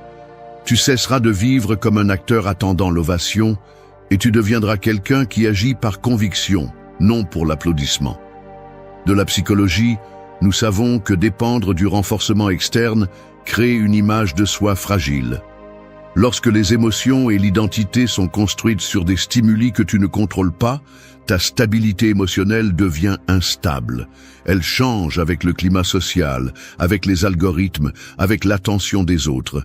Mais lorsque tu mesures ta journée par ton effort, ta vérité et ton progrès réel, tu construis quelque chose de solide, quelque chose qui t'appartient, et c'est la base d'un esprit fort. Tu auras des jours où tu feras ce qui est juste et personne ne dira rien. Des jours où tu avanceras et personne ne le remarquera. Des jours où tu diras la vérité et on te jugera. Et tu sais quoi? C'est bien. Parce que tu n'es pas ici pour recevoir des médailles. Tu es ici pour rester ferme dans ce que tu crois, dans ce que tu fais, dans ce que tu es, même si le monde regarde ailleurs. Entraîner l'esprit à la tranquillité signifie aussi arrêter de mendier des réactions. Tu n'as pas besoin de likes pour confirmer ton but. Tu n'as pas besoin de faux sourires pour valider tes décisions. Tu as besoin de savoir que tu as fait ce que tu devais faire, que tu as été fidèle à ta vérité, que tu as terminé la journée en pouvant te regarder avec respect, même si personne d'autre ne t'a regardé. Arrête de porter le miroir des autres, brise ce besoin de te refléter dans l'opinion des autres, et commence à construire une vie où la valeur de chaque jour est définie par toi, pas par l'écho que tu crées à l'extérieur, parce que cet écho est éphémère, mais ta vérité bien vécue, celle-ci reste avec toi pour toujours. 3. Lâche ce qui n'a jamais été entre tes mains. S'accrocher au contrôle est comme essayer de tenir de l'eau dans ses mains. Plus tu forces, plus elle s'échappe rapidement entre tes doigts. Et pourtant, nous continuons à insister. Nous sommes obsédés par le contrôle des résultats, des personnes, des opinions, des temps, même du destin. Nous voulons avoir la certitude de tout, gérer chaque variable, forcer les choses à se passer comme nous l'imaginons. Et dans cette lutte absurde contre l'incontrôlable, nous nous épuisons, nous nous frustrons et nous nous perdons. La vérité, même si elle fait mal, est simple. Tu n'as pas autant de contrôle que tu le penses. La plupart de ce qui te préoccupe est hors de ta portée. Tu ne peux pas contrôler ce que ressentent les autres, ni ce qu'ils disent, ni la direction exacte de chaque chose que tu commences. Tu peux faire de ton mieux, mais tu ne peux pas garantir le résultat. Tu peux aimer, mais tu ne peux pas forcer quelqu'un à t'aimer. Tu peux prendre soin de ta santé, mais tu ne peux pas éviter chaque maladie. Et si tu n'acceptes pas cela, tu vas vivre avec une anxiété chronique. Car essayer de contrôler l'incontrôlable est la recette parfaite pour la souffrance. Les stoïciens ont été implacables sur ce point. Épictète l'a résumé ainsi. Il y a des choses qui dépendent de toi et des choses qui ne dépendent pas de toi. Ton attention doit se porter sur le premier et lâcher fermement le second. Non pas par résignation, mais par intelligence. Il ne s'agit pas de se rendre, il s'agit de cesser de gaspiller ton énergie dans des batailles perdues avant de commencer. Lorsque tu arrêtes d'essayer de contrôler ce qui n'est pas à toi, tu reprends le contrôle de toi-même. Et c'est là que commence le véritable calme. La psychologie le confirme également. Les personnes qui développent un locus de contrôle interne, c'est-à-dire qui concentrent leur attention sur ce qu'elles peuvent faire, ont des niveaux de bien-être émotionnel plus élevés, une plus grande résilience et moins d'anxiété.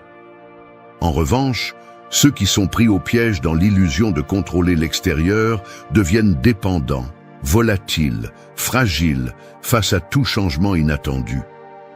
On t'a dit que le contrôle est le pouvoir? C'est un mensonge. Le véritable pouvoir est de savoir lâcher prise. C'est pouvoir dire « j'ai fait ce qui me correspondait, le reste n'est pas à moi » et marcher la tête haute même si les choses ne se passent pas comme tu l'avais prévu. C'est cela la force mentale, c'est cela la maturité émotionnelle, c'est cela l'intelligence spirituelle. Ce n'est pas ce que tu arrives à contrôler qui te définit, c'est la façon dont tu réagis quand tout t'échappe. Beaucoup vivent comme si le monde leur devait quelque chose, comme si tout devait s'aligner sur leurs désirs, et quand cela n'arrive pas, ils s'amérissent, blâment, se victimisent. Mais cette attitude est un poison. Personne ne te doit un résultat parfait. Personne ne te doit de la compréhension. Personne ne doit répondre à tes attentes. Le seul engagement que tu as est envers toi-même. Faire ce qui est juste, agir avec intégrité, continuer à grandir. Le reste, lâche-le. Entraîner ton esprit, c'est aussi apprendre à fermer des cycles sans ressentiment, à accepter des pertes sans drame, à continuer sans porter ce que tu ne peux pas changer. C'est une pratique quotidienne. Cela ne se fait pas du jour au lendemain, mais chaque fois que tu choisis de te concentrer sur ce que tu peux faire, tu libères ton esprit du poids inutile de l'impossible.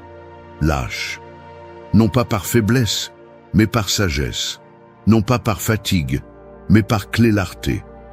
Lâche ce qui n'a jamais été entre tes mains, car tant que tu continues à serrer le poing, tu ne pourras pas tenir ce qui compte vraiment.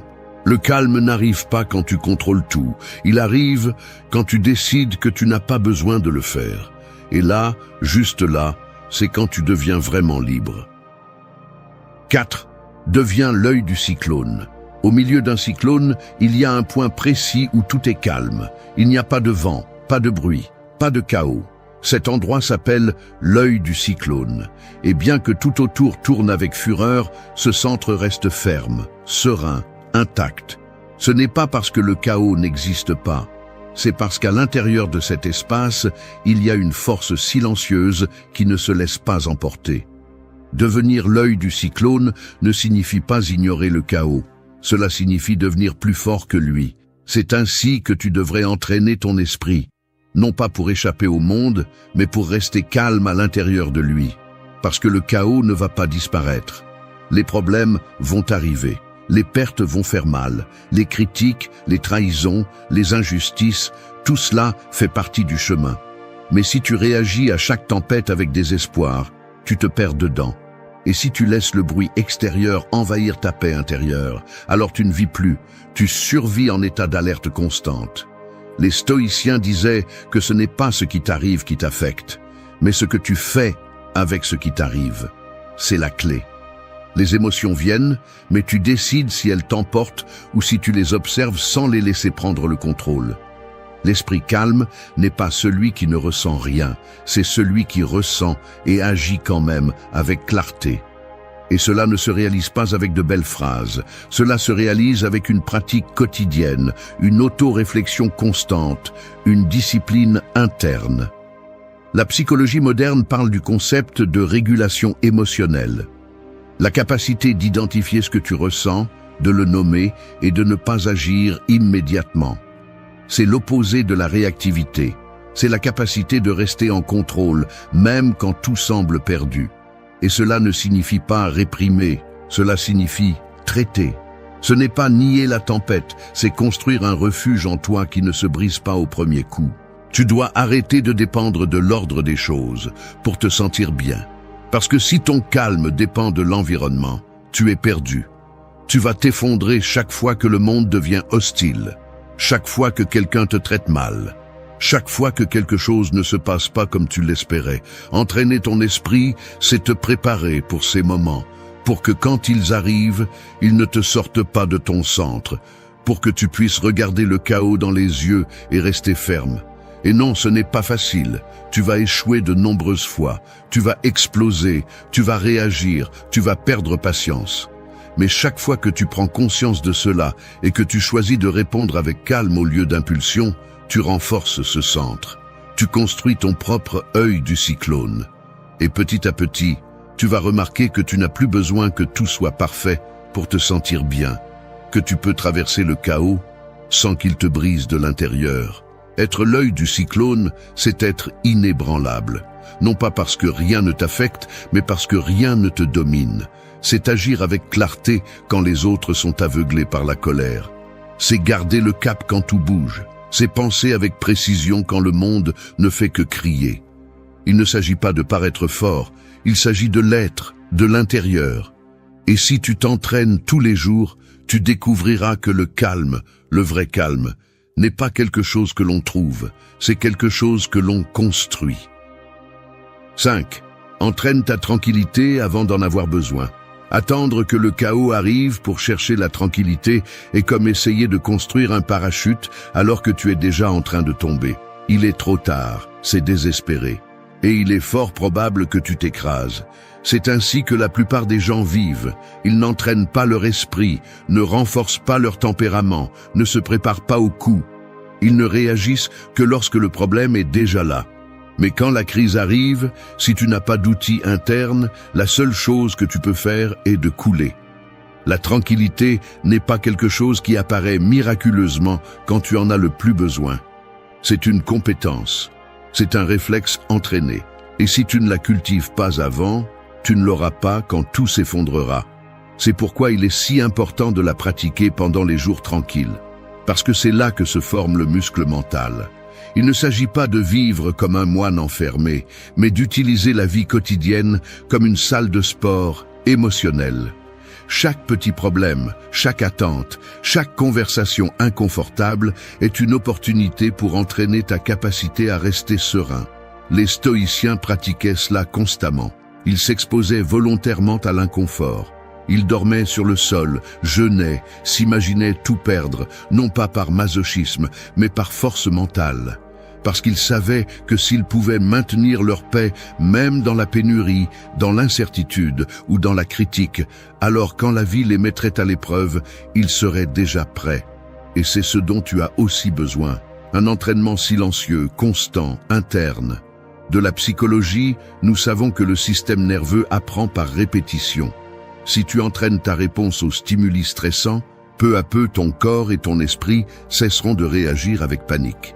Il ne s'agit pas d'éliminer le stress, mais de l'affronter si souvent avec conscience qu'il cesse d'avoir du pouvoir sur toi.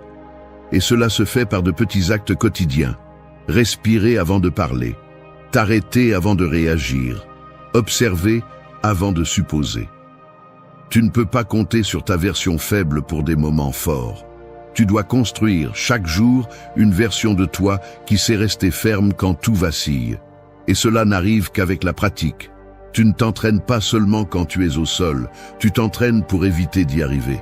Parce que quand le coup viendra, et il viendra, ce qui fera la différence n'est pas ce que tu sais, mais ce que tu as incorporé, ce que tu as déjà pratiqué, ce qui est devenu une partie de toi. Les gens cherchent des outils quand ils sont déjà brisés, mais tu peux commencer avant. Tu peux créer des routines qui renforcent ton esprit. Tu peux bien manger, bien dormir, te parler avec respect, t'éloigner du bruit inutile, méditer, écrire, réfléchir, faire ce qui est nécessaire pour construire une base solide. Parce que si tu attends d'avoir un incendie pour apprendre à respirer, tu vas t'étouffer dans la fumée.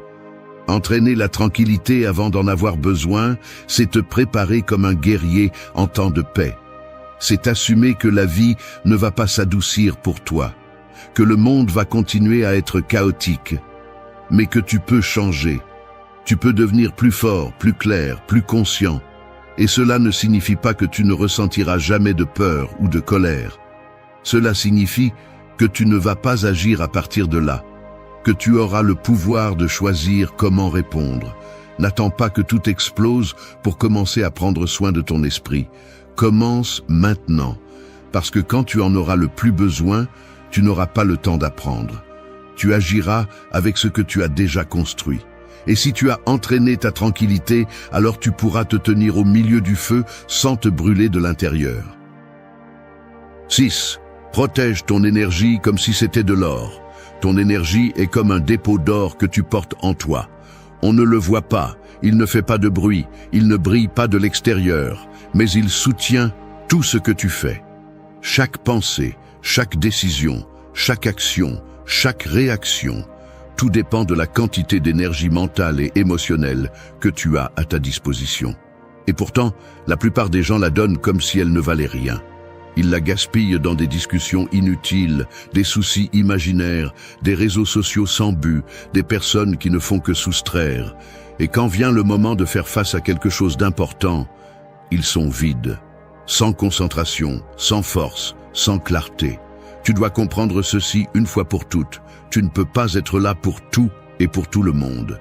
Tu ne peux pas résoudre la vie des autres pendant que la tienne s'effondre de l'intérieur.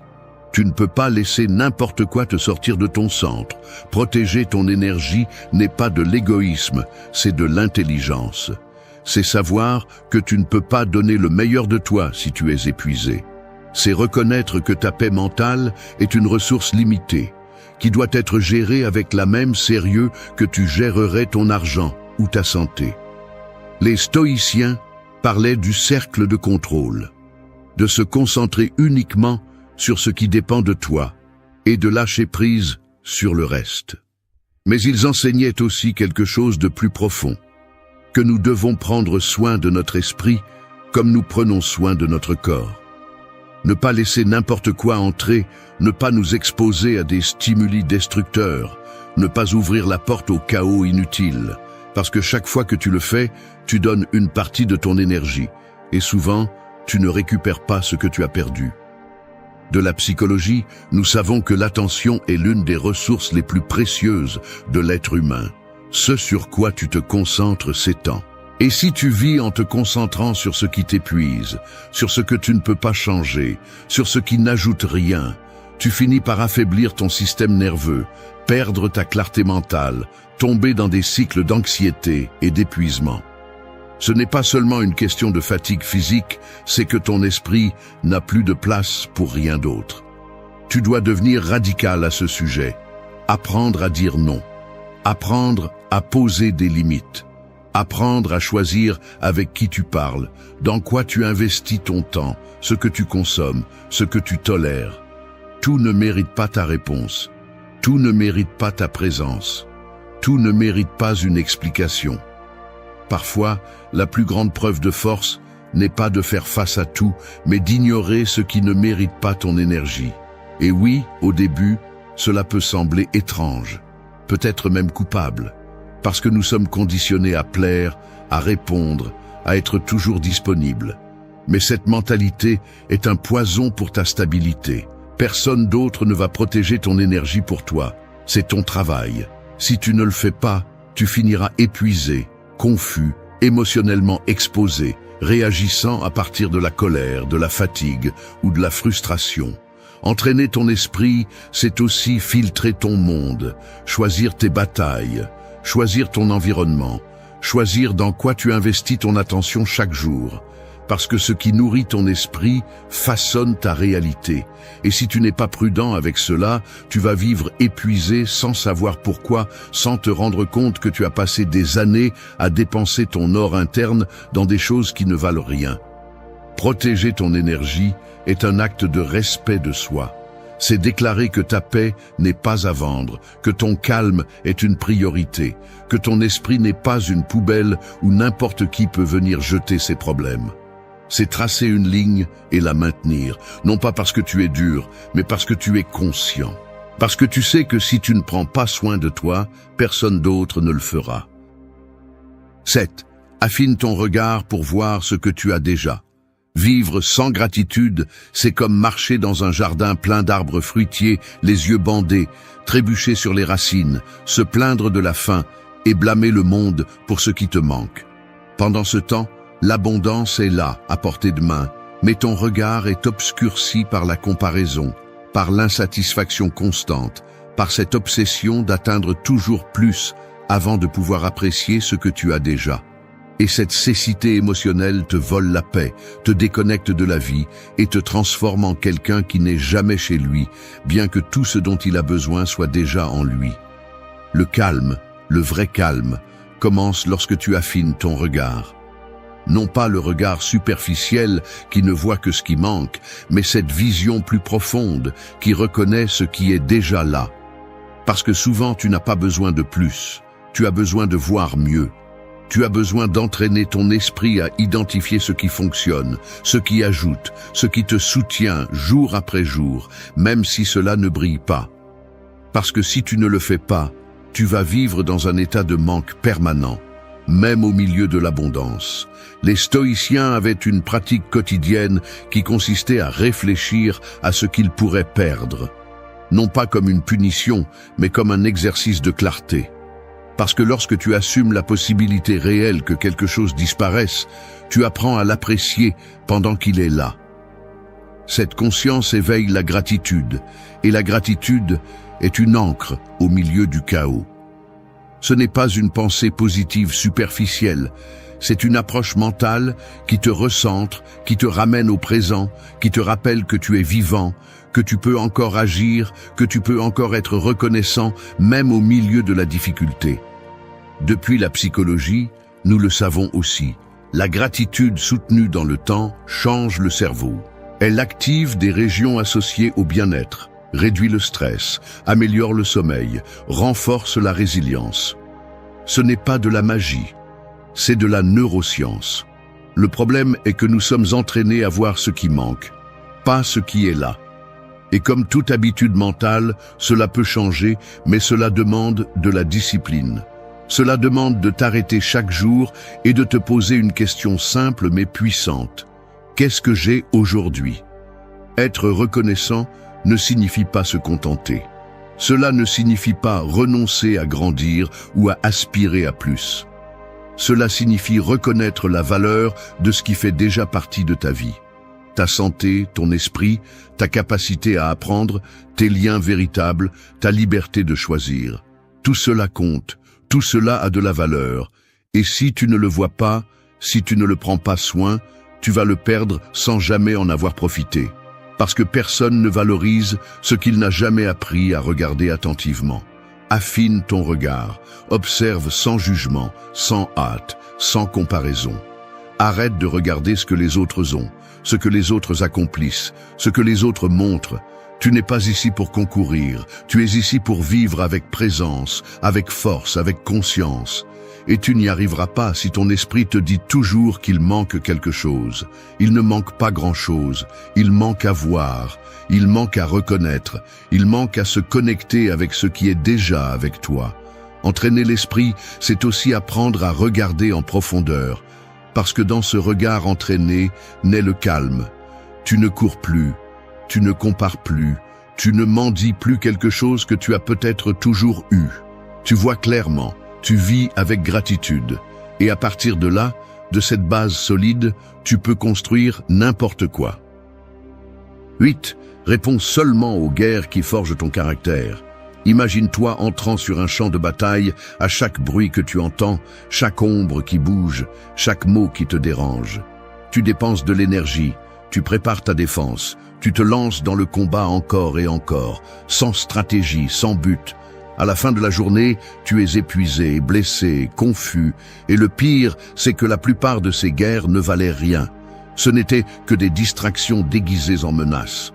Tu as réagi par impulsion, par fierté, par peur, mais tu n'as pas grandi, tu n'as pas avancé, tu n'as rien construit. C'est ainsi que vit celui qui ne choisit pas ses batailles. C'est ainsi que vit celui qui confond chaque provocation avec une cause réelle. Il y a une énorme différence entre réagir et répondre. Réagir, c'est tomber dans le piège. Répondre, c'est choisir. Et lorsque tu entraînes ton esprit, l'un des apprentissages les plus importants